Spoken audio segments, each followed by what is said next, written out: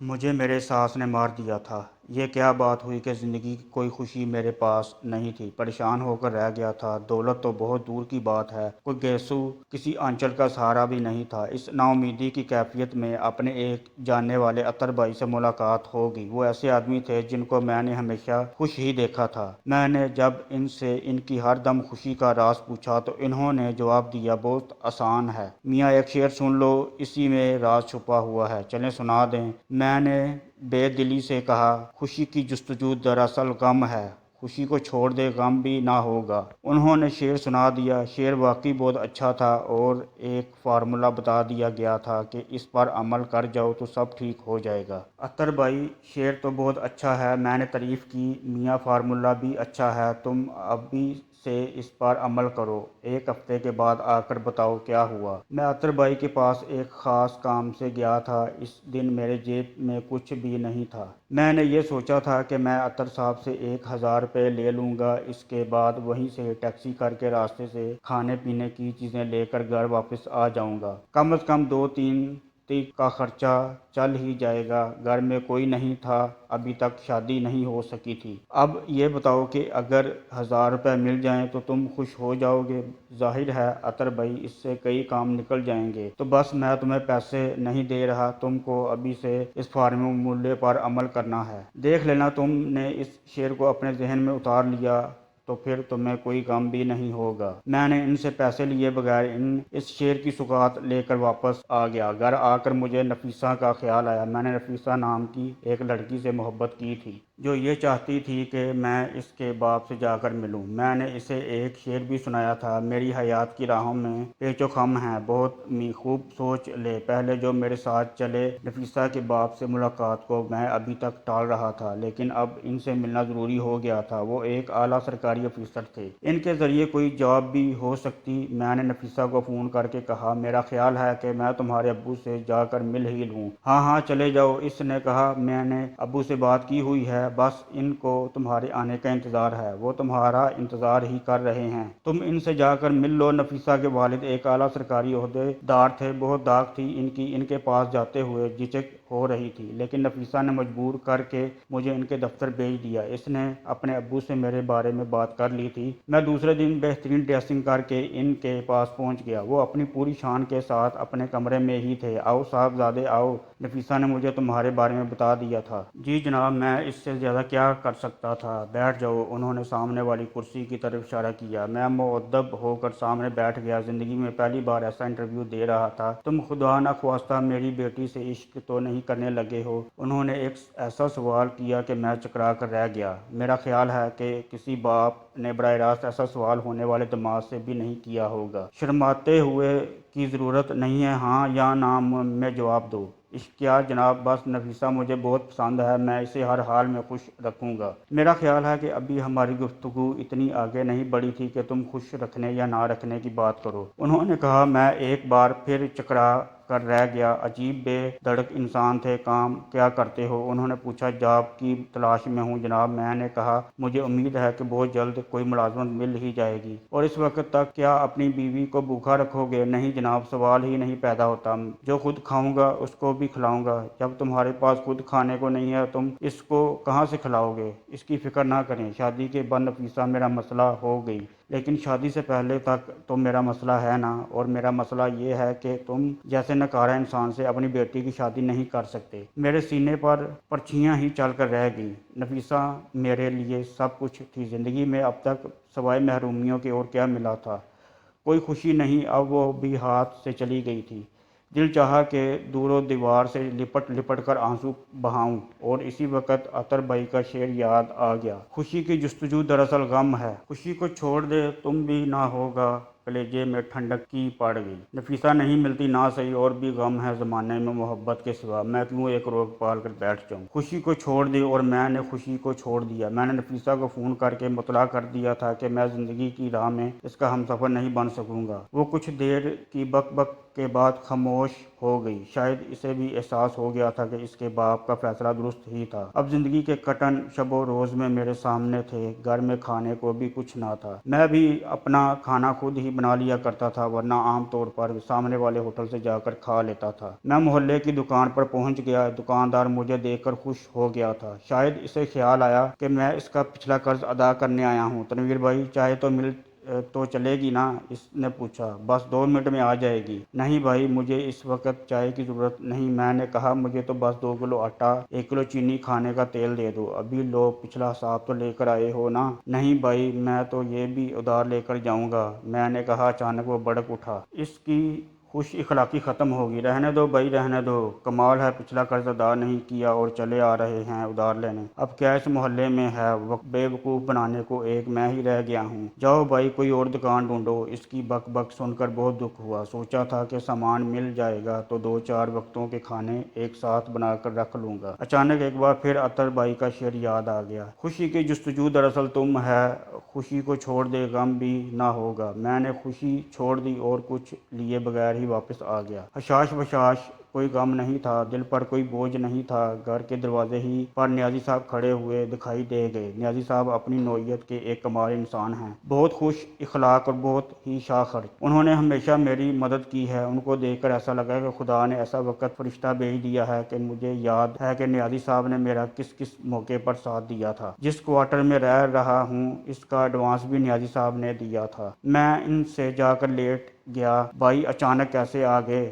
میں نے پوچھا۔ وہ بس تنویر صاحب، تمہاری یاد آئی تو تم سے ملنے چلا آیا۔ انہوں نے کہا، ارے یہ تو میری خوشی نصیبی ہے، آئیں اندر آئیں۔ ہم اندر آ کر بیٹھ گئے۔ میں نے محسوس کیا کہ نیازی صاحب کچھ الجھے ہوئے تھے۔ گھر میں اتنا چائے کا سامان تھا کہ 2-4 کپ چائے بن سکتی تھی۔ میں نے انہیں چائے لا کر دی۔ کچھ دیر کے بعد انہوں نے کہا، تنویر صاحب، میں ایک عجیب کشمکش میں ہوں، خیریت تو ہے؟ کیا ہوا؟ میں نے پوچھا۔ ہاں، یہ ظاہر خیریت ہے، لیکن اپنے وجود میں ایک ہلچل مچی ہوئی ہے۔ کیسی ہلچل؟ بھائی بات میں ہے کہ میں لوگوں کا ساتھ دیتا رہا ہوں۔ آج میں اس ارادے سے گھر سے نکلا ہوں، لیکن ایک عجیب بات ہے۔ وہ کیا؟ میرا دل دھڑکنے لگا۔ بات یہ ہے کہ کسی کی مدد یا کسی کے کام آ جانا میری خوشی رہی ہے۔ میں احسان تو نہیں کہتا، لیکن کوئی اس میں میری خوشی ہے۔ لیکن ہوا یہ کہ جن کو میں نے اپنے طور پر خوشیاں دیں، انہوں نے غم دیے۔ ایک قول ہے کہ جس پر احسان کرو اس کے شر سے بچو۔ میں خوشی کی جستجو میں رہتا تھا اور ایسی خوشی مجھے کسی کے کام آ کر ملتی تھی۔ آج پھر گھر سے 50,000 لے کر نکلا ہوں۔ ارے نیازی صاحب، یہ تو آپ کی بڑائی کی دلیل ہے، ورنہ اس زمانے میں کون کسی کا ساتھ دیتا ہے؟ انہوں نے باتوں باتوں میں مجھے ایک شعر سنا دیا۔ واہ، یہ تو اچھی بات ہوئی۔ ویسے تو وہ شعر کیا تھا تنویر صاحب؟ یقین کریں، اس شعر کو سنتے ہی ایسا لگا میرے سر سے سارے بوجھ اتر گئے ہوں۔ سمجھ میں آ گیا کہ میں کہاں بھٹک رہا ہوں۔ واہ صاحب، پھر تو بہت مبارک شعر ہوا، مجھے بھی سنائیں۔ شاید خوشی کی جستجو دراصل غم ہے، خوشی کو چھوڑ دے غم بھی نہ ہوگا۔ ایک بار پھر وہ لعنتی شعر میرے سامنے آ گیا تھا۔ ایک بات میں آپ سے کہنا آیا ہوں، نیازی صاحب نے کہا۔ ہو سکتا ہے کہ میں نے اب تک آپ کا ساتھ دیا ہو، لیکن اب میں کچھ بھی نہیں کر سکوں گا، کیونکہ اس شعر کا مفہوم سمجھ میں آ گیا ہے۔ ارے نیازی صاحب، میں بوکھلا کر بولا، لعنت بھیجیں اس شعر پر، آپ تو نیکی کیے جائیں۔ نہیں تنویر صاحب، اب اس قسم کی کوئی نیکی میں نہیں کر سکوں گا۔ اس انقلابی شعر نے میری سوچ بدل دی ہے۔ میں یہی کہنے حاضر ہوا تھا۔ دل چاہا کہ یا تو اپنا گلا گھونٹ لوں یا اس شعر کو زہر دے دوں، جس نے ہی یہ شعر کہا ہوگا۔ نیازی صاحب کچھ دیر بیٹھ کر اس شعر پر لیکچر دے کر روانہ ہو گئے اور میں اپنے خالی پیٹ پر ہاتھ پھیرتا رہ گیا۔ خیر، وہ دن تو کسی نے کسی طرح گزار لیا۔ شام کو بھوک نے جب بےتاب کیا تو میں اپنی خالہ کے پاس چلا گیا۔ وہ بھی اسی شہر میں اور میرے گھر سے کچھ فاصلے پر رہتی تھی۔ وہ کباب بہت اچھے بناتی تھی۔ ان کے کباب کھا کر لطف آ جاتا تھا۔ خالہ مجھے دیکھتے ہی خوش ہو گئی۔ ارے بیٹا، تو بالکل صحیح وقت پر آیا، میں نے تیری پسند کے کباب بنائے ہیں۔ کیا بات ہے خالہ آپ کی، میں خوش ہو گیا۔ خالہ ہو تو آپ جیسی ہو۔ میں ایک طرف بیٹھ گیا، سوچ رہا تھا کہ کتنی دیر بعد کچھ کھانے کو ملے گا۔ اس دوران وہی شعر میرے کان میں گونجنے لگا۔ خالہ، میں نے آواز لگائی، خالہ میں جا رہا ہوں، ایک کام یاد آ گیا ہے۔ ارے بیٹا، کباب تو کھاتا جا انہیں خالہ پھر صحیح۔ اور میں اس مکان سے باہر آتے ہی بھوک سے چکر سا آ گیا تھا۔ ایک درخت کا سہارا لے کر کھڑا ہو گیا۔ اس وقت کسی نے مجھے آواز دی، ارے تنویر صاحب کہاں کھڑے ہیں؟ کیسے؟ میں اسلم صاحب۔ میں نے پوچھا، کیا بتاؤں؟ دل میں کسی ہلچل مچی ہوئی ہے۔ خیریت تو ہے نا؟ کیا ہوا؟ موصوف شاعر بھی تھے، میرے پاس آ کر بولے، خدا کی اس وقت کچھ اور مانگ لیتا تو شاید بھی مل جاتا۔ قبولیت کی گھڑی تھی لیکن میں نے آپ کو مانگا اور آپ مل گئے۔ ایک بہت زبردست غزل رات کو کہی ہے، ایک مشاعرے میں پڑھنی ہے، لیکن میرے یہ دستور ہے کہ مشاعرے سے پہلے میں اپنے کسی دوست کو سنا کر دار لیتا ہوں تاکہ کچھ ہو گیا تو وہ اصلاح کر دے۔ ارے صاحب میں اس قابل کہاں ہوں، میں گھبرا کر بولا۔ شاعر زدہ یہ کیا بات کر دی، آپ جیسا بذوق اور کہاں لے گا۔ چلے سامنے والا ہوٹل میں بیٹھ جاتے ہیں، آپ بھی کہیں گے کہ کسی مشکل زمین میں غزل کہی ہے۔ چلے انہوں نے میرا ہاتھ تھام لیا، اب میں جا بھی نہیں سکتا تھا۔ وہ مجھے اپنے ساتھ ہوٹل میں لے آئے۔ انہوں نے 2 چائے کے آرڈر کے ساتھ کچھ بسکٹ بھی منگوا لیے۔ اس وقت مجھے پیٹ میں کچھ سہارے کی شدید ضرورت بھی تھی۔ بسکٹ سامنے آئے اور اسی وقت وہ کچھ وقت شعر یاد آ گیا۔ اس وقت خالی پیٹ کچھ کھانا میرے لیے بہت ضروری ہو گیا تھا، ورنہ میں بے ہوش ہو ہی جاتا۔ لیکن پھر وہی شعر، خوشی کو چھوڑ دے غم بھی نہ ہوگا۔ اس موقع پر بھی اس شعر نے میرا پیچھا نہیں چھوڑا۔ لیں جناب، اسلم صاحب نے بسکٹوں کی طرف اشارہ کیا۔ آپ کیوں یوں ہی بیٹھے ہیں؟ نہیں اسلم صاحب، اس وقت کچھ نہیں لے سکوں گا، میرے پیٹ میں کچھ گڑبڑ۔